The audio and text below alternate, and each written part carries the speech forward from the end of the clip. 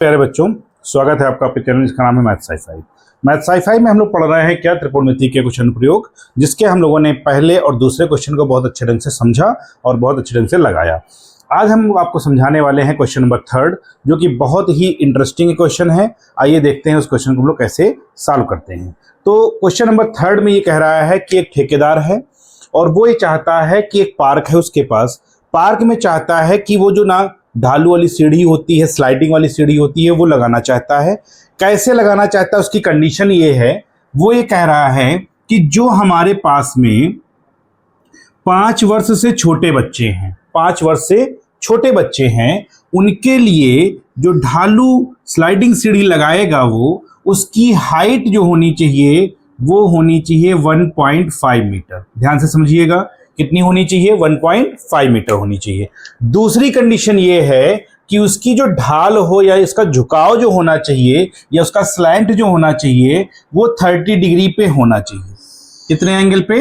30 degree पे, क्योंकि छोटे बच्चे हैं, ज्यादा एंगल कर देंगे तो स्लाइडिंग ज्यादा हो जाएगी तो वो गिर सकते हैं। तो उसने कहा कि ये जो है ना, कितना एंगल हो गया? 30 डिग्री।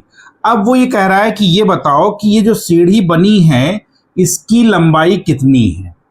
ये तो ऊंचाई हो गई और ये आपसे पूछा गया कि इसकी लंबाई कितनी होगी। तो इसके लिए क्या करेंगे, हम लोग यहां से लिख देते हैं, त्रिभुज बना लेंगे। ए बी सी आपने नाम लिख दिया, ठीक। अब यहां आप लिख सकते हैं क्या? त्रिभुज बी ए सी, त्रिभुज बी ए सी में जब आप इस त्रिभुज की बात करेंगे तो यहां पर ये हो गया आपका 30 डिग्री। 30 डिग्री के सामने का जो एंगल होता, साइड होती है ना, उसको हम लोग क्या कहते हैं? लंब कहते हैं। जिस एंगल की बात करेंगे वो हमारा लंब हो जाएगा उसके सामने का। ये आप ऑलरेडी जान चुके हैं कि ये हमारा क्या होता है? आधार हो जाता है। और 90 डिग्री के सामने की जो भुजा होती है भैया जी, उसको हम लोग क्या कहते हैं? कर्ण कहते हैं। तो लंब हमको पता है और कर्ण हमसे पूछा गया है। लंब और कर्ण का जो रिलेशन होता है वो होता है साइन में। तो आप उसको लिख देंगे यहां से क्या? Sine theta. और साइन थीटा बराबर आप फार्मूला लिख लीजिए, यहां से क्या होता है? लंब बटे कर्ण। तो लंब बटे कर्ण हो जाएगा। अब साइन हो गया, थीटा की वैल्यू हो गई आपकी 30 डिग्री। थीटा कितना हो गया? 30 डिग्री। लंब कितना हो गया? 1.5 हो गया। और कर्ण आपका क्या है? L। यही तो को फाइंड करना है।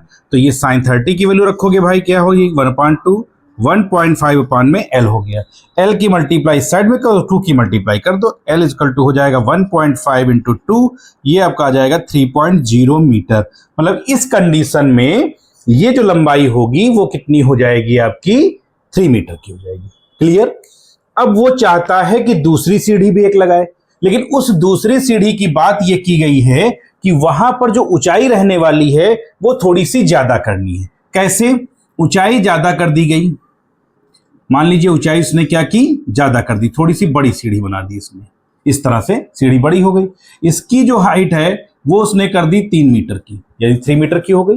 एंगल जो आपको दिया गया है, तो एंगल क्या है ना, बड़े बच्चे हैं तो उसने एंगल थोड़ा सा इसका बढ़ा दिया और बढ़ा करके एंगल कितना कर दिया? 60 डिग्री। बाकी सब पूरी कहानी वही है। कैसे सॉल्व करेंगे इसको? देखिए, ये हो गया हमारा P, Q और R हो गया। हमको ये हाइट चाहिए, जानते हैं आप, इसको L डैश कर दीजिएगा आप। ये आपका हो जाएगा क्या? लंब कहेंगे इसको आप। ये आपका क्या हो जाएगा? यहां से आधार हो जाएगा और इसको हम लोग क्या कहते हैं? कर्ण कहते हैं। तो अब यहां से देखा जाए तो एंगल कितना हो गया? 30, लेकिन लंब और कर्ण की ही तो बात हो रही है आपस में। तो आप यहां लिख देंगे क्या? Sine theta. और साइन थीटा का फार्मूला तो अभी लगाया था, लंब बटे कर्ण। तो यहां पर भी सेम वही लगा देंगे, क्या हो जाएगा? लंब बटे कर्ण। तो ये आपका हो गया साइन, थीटा की वैल्यू हो गई 60 डिग्री, लंब आपका हो गया 3 और कर्ण आपका कितना हो गया? L डैश, जो कि हमको फाइंड करना है। साइन 30 की वैल्यू होती है आपकी √3/2 इजिकल टू 3/L डैश कर दीजिए। अब चाहे आप अगर तो यहां पर 3 को क्या लिख सकते हैं? ध्यान दीजिएगा, ये हो गया √3/2, 3 को लिख सकते हैं √3 इंटू √3 अपान में L डैश। इससे इसको कैंसिल करेंगे, 1 आ जाएगा इधर। L डैश की 1 में मल्टीप्लाई की तो ये आपका हो जाएगा L डैश इक्वल टू 2 की मल्टीप्लाई साइड में करेंगे तो 2√3 मीटर आ जाएगा। आप इसके आगे भी अगर सॉल्व करना चाहते हैं तो ये हो जाएगा L dash equal to 2 into 1.732। अब आप L डैश की वैल्यू फाइंड कर लीजिए, 4, 6, 4, 3, मीटर। ये आपका क्या हो जाएगा आंसर। तो ये था हमारा क्या त्रिकोणमिति के कुछ अनुप्रयोगों का क्वेश्चन नंबर 3। आप इसको नोट डाउन करें, फिर आपको बताते हैं क्वेश्चन नंबर 4। क्वेश्चन नंबर 3 आपका बहुत इंटरेस्टिंग और बहुत इंपॉर्टेंट क्वेश्चन है। आइए देखते हैं स्टेटमेंट इसका क्या है। भूमि के एक बिंदु से जो मीनार के पाद बिंदु से 30 मीटर की दूरी पर है, मीनार के शिखर का उन्नयन कोण कितना है, 30 अंश है।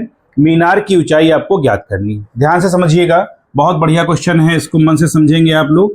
जैसे ये मान लीजिए क्या हो गई मीनार, ये क्या हो गई मीनार हो गई, ठीक है, मीनार हो गई। मीनार का पाद बिंदु मतलब होता है जहां पर उसको रखा गया है, जहां से खड़ी है। तो ये हो गया आपका पी क्यू, मीनार का नाम दे दीजिए।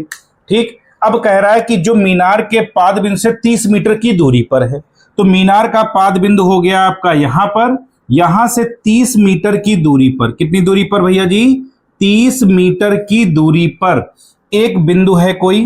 वहां से मीनार का जो शिखर था, इसको जब देखा गया तो एंगल बनता है 30 डिग्री का, यानी ये वाला जो कोण है आपका ये हो गया 30 अंश। पी क्यू था, इसको आप आर लिख देंगे। क्लियर, आपको इतनी बात हो गई क्लियर। अब आपसे कह रहा है, फिर समझिए, मीनार है, मीनार के पाद बिंदु से 30 मीटर की दूरी पर कोई बिंदु है, यहां से मीनार के शिखर को देखा गया, उन्नयन कोण हो गया हमारा 30 अंश। अब कह रहा है ये बताओ कि मीनार की ऊंचाई कितनी है। तो हम ये मान लेते हैं कि मीनार की ऊंचाई कितनी है, h मीटर है। ये एंगल आपका 90 डिग्री होगा, ये ध्यान रखिएगा। ठीक, यहां लिखेंगे आप क्या, माना मीनार की ऊंचाई, माना मीनार की ऊंचाई h मीटर है। हमने मान लिया कि जो मीनार की ऊंचाई है वो कितनी है, h मीटर है। अब इस ट्रायंगल में कौन सा, पी आर क्यू, यहां लिखेंगे त्रिभुज पी आर क्यू में आप ले लीजिए क्या, tan थीटा। tan थीटा क्यों लिया, क्योंकि ये लंब है और ये आधार है, तो लंब आधार का रिलेशन निकालना है। तो tan थीटा बराबर क्या है आपका, लंब बटे आधार। आप इसको यहां पर लिख देंगे। इतनी बात समझ में आ रही। tan थीटा बराबर क्या लिखेंगे, लंब बटे आधार। ठीक, अब tan थीटा, थीटा हो गया 30, तो ये आपका हो जाएगा tan 30 डिग्री। लंब आपको दिया गया है h, आधार आपको दिया गया 30।